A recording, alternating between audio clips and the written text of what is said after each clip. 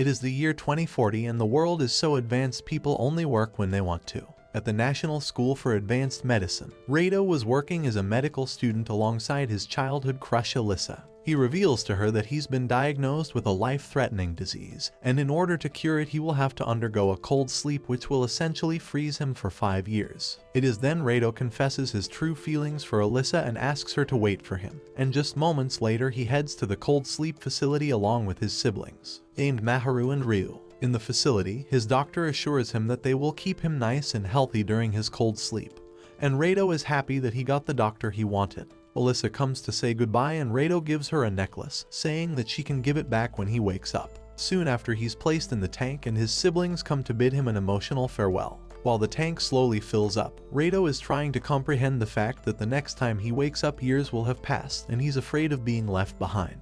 Just before passing out, Alyssa says she will wait for him and he puts his hand against the glass before finally drifting off. The next thing he knows, he wakes up seeing a Walmart version of Alyssa, named Mira Sue, along with a group of nurses who seem thirsty for him. Sue tells him it's 2045 and after a quick checkup the blushing nurse reveals he's fully cured. Sue then asks Rado to come with her and she'll explain everything that happened while he was unconscious along the way. Sue informs Rado that she's his dedicated attendant, there to see to his needs and handle any contact with the outside world. Rado is confused to why he would need such a thing, until Sue explains the tragedy that happened 4 years ago. While he was in the cold sleep, a new type of virus broke out called the MK virus, otherwise known as the male killer virus, and it spread around the world faster than COVID, with the infected dying within 3 days of contracting it. The world has started to collapse as the population has decreased by half. I am inevitable.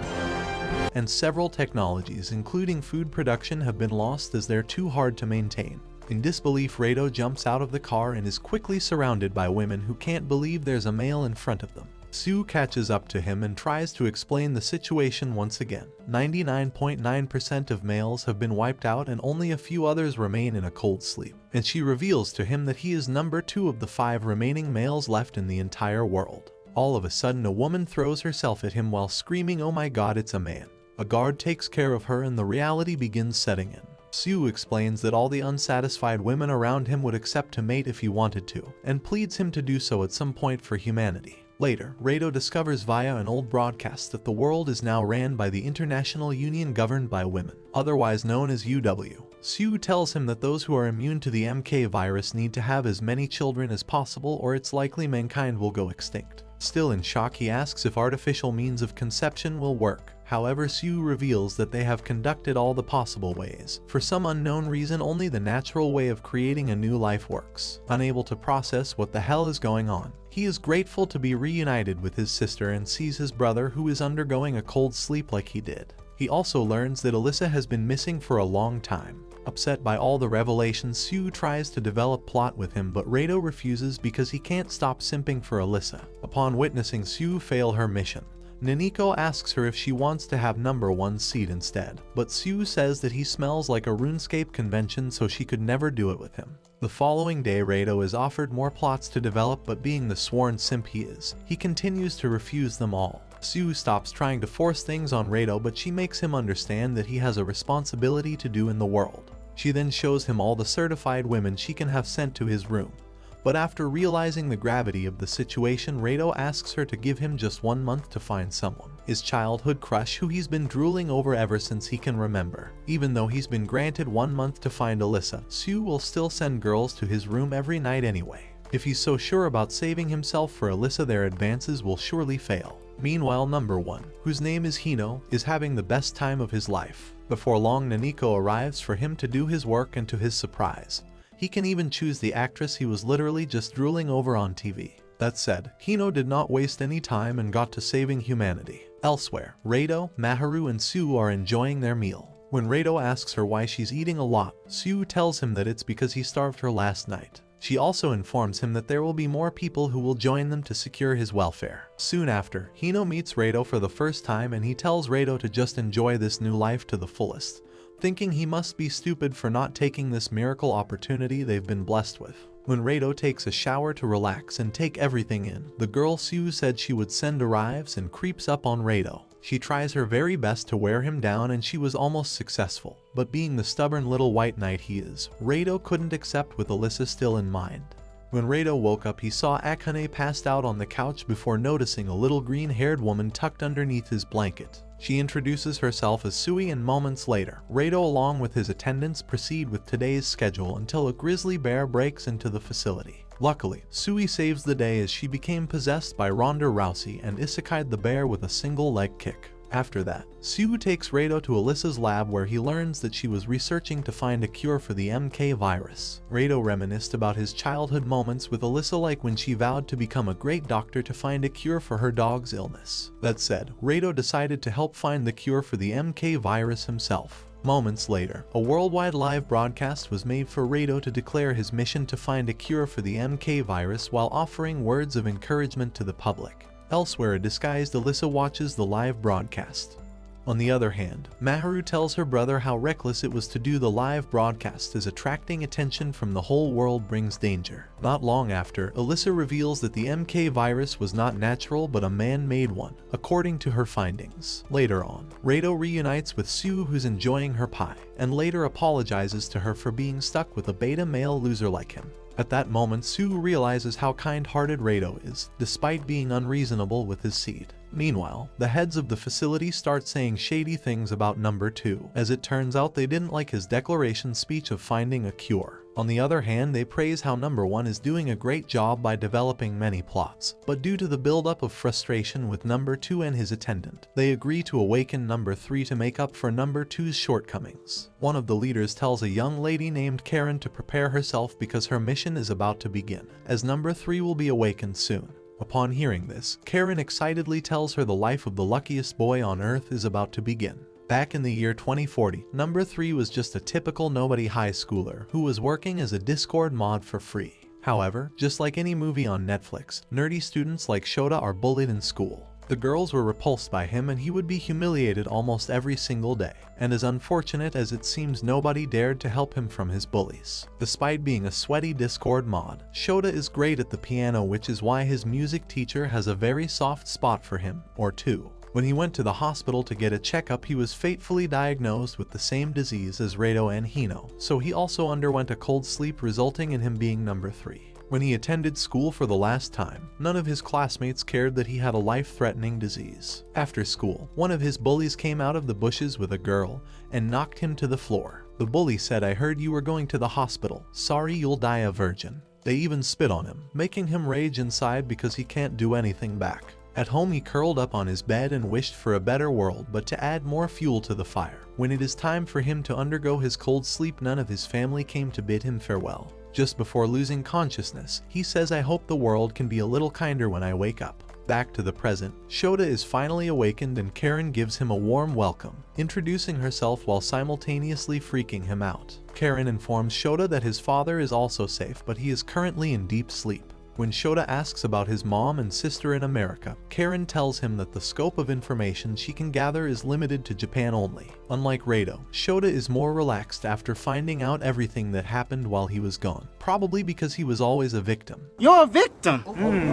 Karen introduces him to the class, and while sitting down, he dwells on the fact that the entire male population is pretty much gone. But soon he will realize this is the best thing that could have happened for a helpless beta like him. After their morning class, he goes to meet his music teacher, who is over the moon to see him. She doesn't waste any time and asks if he's free tonight. During PE class, Karen informs Shota on the best choices for him, starting with Hiragi Shunka, who is toned and petite. The next one is Natsu-chan. She comes from a loaded family and has a massive heart. And last but not least is Akira, the volleyball player, who's got some volleyballs of her own. What do you mean by that? When night arrived, Shota went to his music teacher's room, and upon entering he saw Ms. Yuzuki, who was in her nighttime fineries. Before long, she starts developing a plot with Shota that he cannot resist. The next morning, Natsu-chan starts making her move on Shota by asking him about his favorite music. Shota is enjoying Natsu-chan's riz when Shunka butts in their conversation, annoying her thirsty classmate. Upon her spot being taken, Natsu-chan pinches Shota and leaves. Later that day, Shota visits the volleyball team where he sees a tiny woman called Chifuyu. Upon watching them play, Akira spikes the ball so hard that it hits Chifuyu's face. Unfortunately, the impact was so strong that ball-kun flew all the way to isekai Shota but failed. After seeing what she has done, Akira profusely apologizes to Shota. He eventually goes to the nurse's office like the little wimp he is and later gets his swollen forehead kissed by Yuzuki, who claims that her kiss has healing powers. After she asks Shota if the character development they did upsets him, he tells Yuzuki that he is a man of culture and he's happy he developed plot with her. Yuzuki became so happy upon hearing this she started developing another plot. Meanwhile, one of the leaders asks Karen about Shota's progress, to which she relays that he's getting along nicely. On a beautiful morning, Shota wakes up in Yuzuki's room. She prepares breakfast for him and the little rat watches. He can't believe how life has turned out. One minute he was a repulsive Discord mod. Now he is the only male in the world, as far as he knows. As the day continues, Karen takes Shota to the school swimming pool. Karen tells him that since he woke up from a cold sleep, he needs to have good exercise. The class proceeded with their warm-up exercise, where he had an eye-to-eye moment with Shunka. Soon after, when he is done swimming, he talks to Chifuyu, who is acting almighty as expected. Akira then arrives to apologize for what happened earlier, but Chifuyu embarrasses her in front of Shota. Suddenly, Natsu-chan's speed in the swimming race is announced, which impresses Shota, making Akira jealous. When night arrives, Yuzuki informs Shota that she has some work to do, so they cannot continue their 2-week streak of developing plots. All of a sudden, Shota hears a knock at his door and is surprised to see Natsu-chan standing there. Karen informs him that he has to share the room with her for a week, and after it will be a different girl.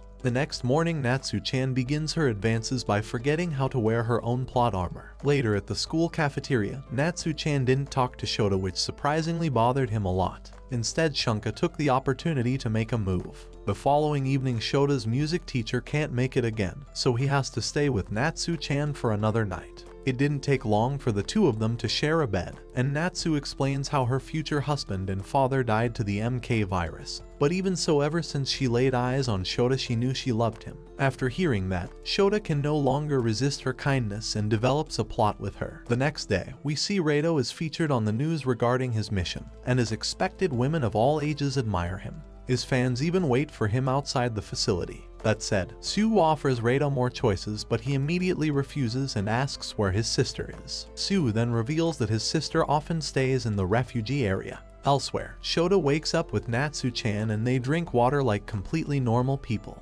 Meanwhile, Hino meets with Reito to show him that he will become a father soon. Reito tells him that he cannot imagine being a father, but Hino encourages him to stop being a simp and do it. If not for himself, for humanity. On the other hand, Shota apologizes to his teacher for what happened with him and Natsu-chan. However, his teacher says that it's okay because she knows there isn't enough males to go around.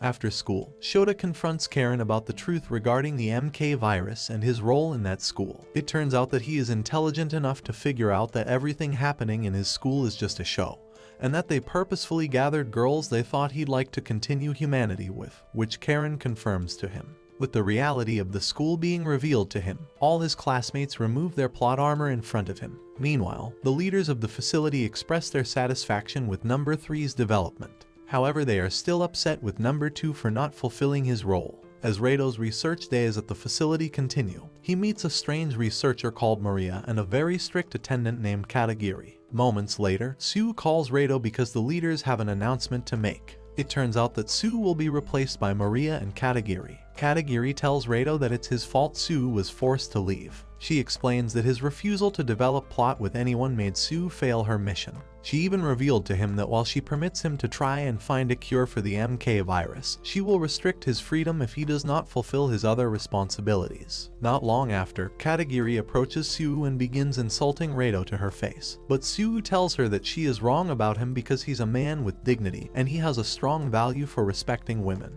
Sue then leaves Katagiri, which irks her a lot. Later on, Reito and his attendants ride a train to Cayman City. Along the way, Maria spills juice on her clothes, so she goes to the bathroom, and Reito waits outside where the two exchange thoughts about the virus. Maria reveals that Cayman City is where the first victim of the MK virus appeared. When they arrive at their destination, Reito's attendants are happy with the place they're staying. However, Katagiri and Maria start getting on each other's nerves. While Reito is enjoying his moment of peace and relaxation in the hot spring, his attendants decide to disturb him and make it even hotter. The following day, they all go to the hospital to meet Taniguchi, a granny who is as grumpy as ever. She refuses to talk about her husband, especially after the doctors treated his body like it was a lab rat. When Rado asks her what he can do for her to cooperate, the old lady tells him to develop a plot with her. However, she immediately takes her words back. No.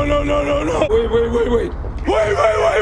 Maria explains to Rado that her husband was the first MK virus victim, and that same night we see Taniguchi secretly contact Alyssa and tell her that Rado was there. She asks why not meet with him, but we don't get to see her response. The following day, the grumpy old lady realizes that Rado is special because he stayed loyal to Alyssa despite having unlimited options. Although she advises him to stop looking for cures and create children, Rado tells her about his long-lost love Alyssa, which she already knows about. When the night arrives, Sui allows Rado to have a peaceful bath. Psych. Unfortunately for Rado, some girls arrive, prompting him to hide inside the sauna where he meets Chloe, a foreign girl with a big heart who puts Rado's temptations to the test. Moments later, Chloe falls unconscious. However, it's just a show to test Rado for the second time.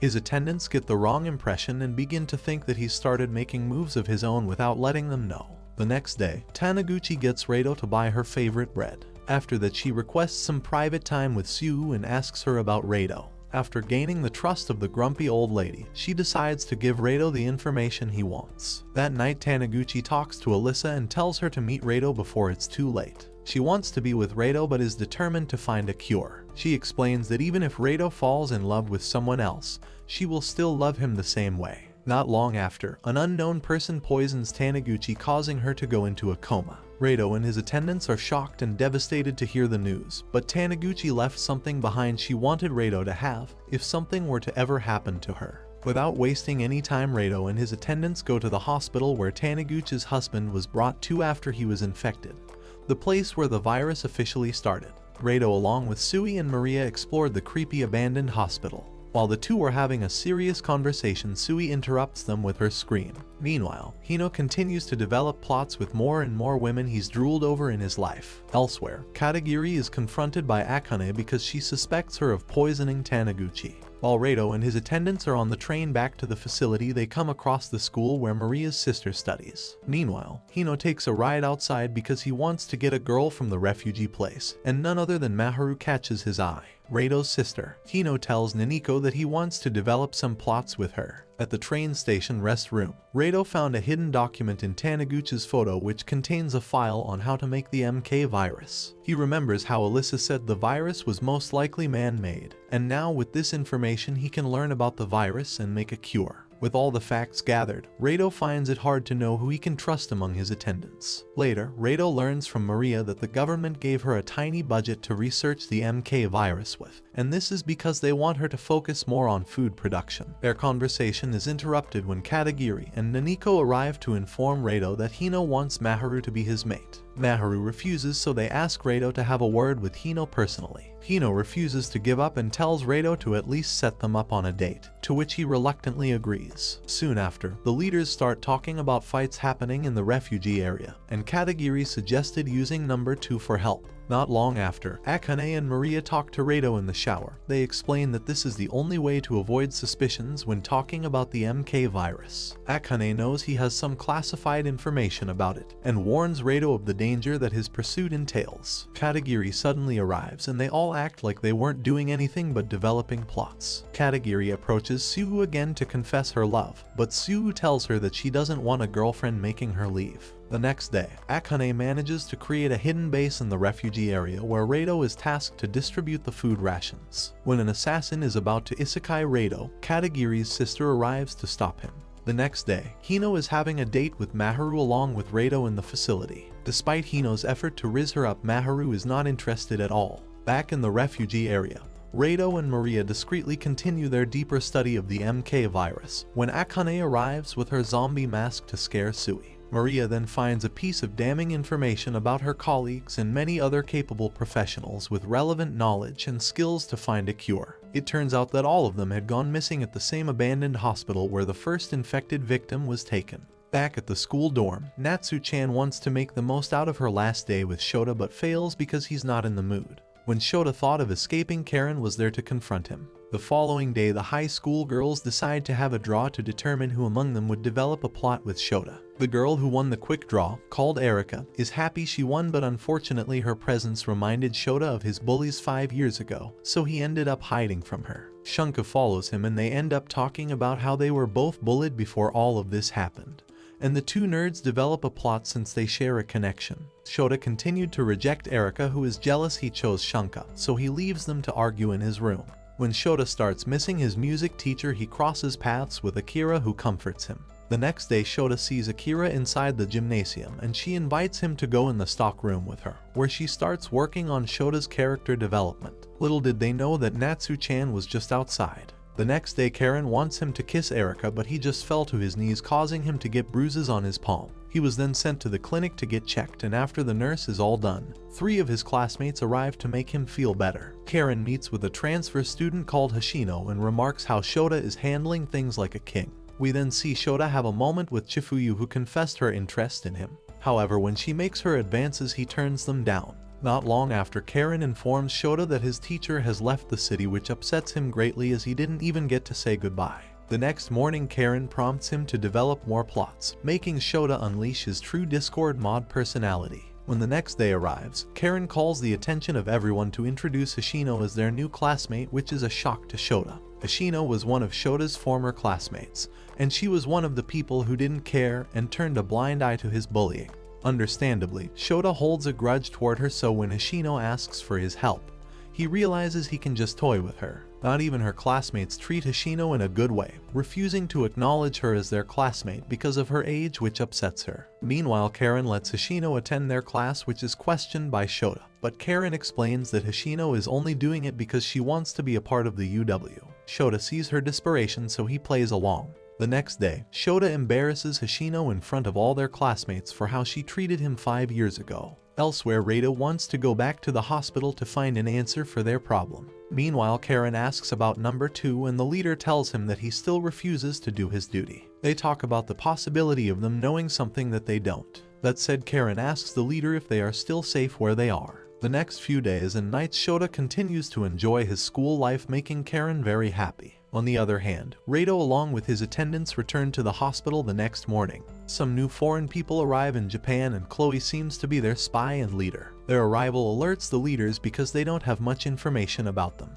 and enemies pose a great threat to their plans. The next day, Shota approaches the only girl in class that he has not developed a plot with yet. He invites her to his room, but she says that she can't make it because she's stuck at a red light. You don't find that suspicious?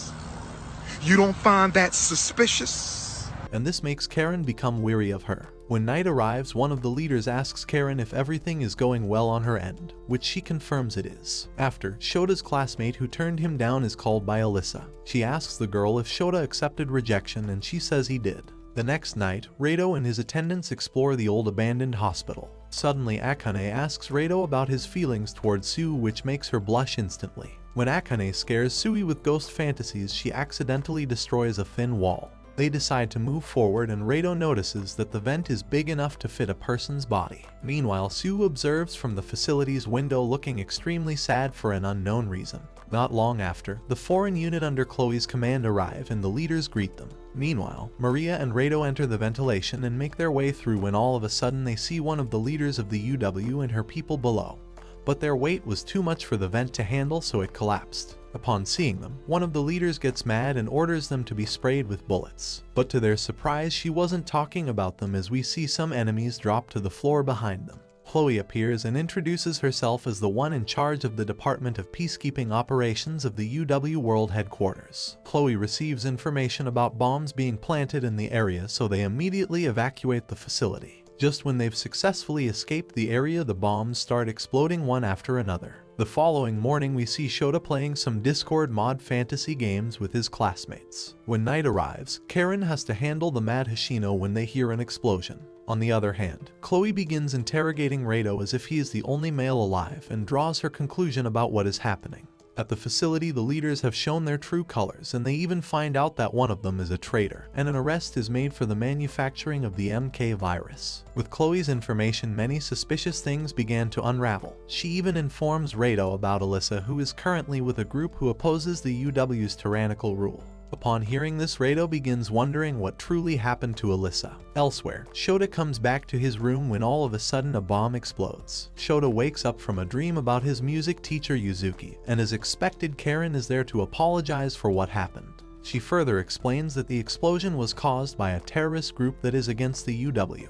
When suddenly the door opens because Shota's harem were extremely worried about him. Later that evening, Karen tells him that there is a spy in the school. She further informs him that he is not the only male survivor, as there are 4 others who survived just like him, which triggers his anxieties from the bullying he experienced from other guys. Karen tells him that she plans to bring him to Tokyo with her so he can stay in the UW headquarters. When Shota asks Karen what her true intention is, she reveals that she wants to be the most powerful person in the world, inspiring Shota to feel the same way. Alyssa's accomplice informs her that the security has become tighter, so she has to leave Cayman City as soon as possible. On the other hand, Alyssa and the rest of her group awaken number 4 just moments later, and at that moment one of the leaders orders them to gather all the numbers at the main headquarters. Chloe tells Rado and his attendants that Alyssa's group are the ones who took number 4. Katagiri and Chloe then had an intense argument when the topic of tyranny was brought up. However, Chloe's argument made more sense, making Katagiri realize she was wrong. When Rado asks Chloe about Alyssa, she shows him the photo of her in which she seems to be one of their leaders. That said, there is also a traitor among Alyssa's group. After processing all of this, Rado asks Chloe what the plan is. Chloe tells him that they have to deal with number 1 because of his proclivities, but Rado tries to explain that despite Hino's flaws, he's really an okay guy.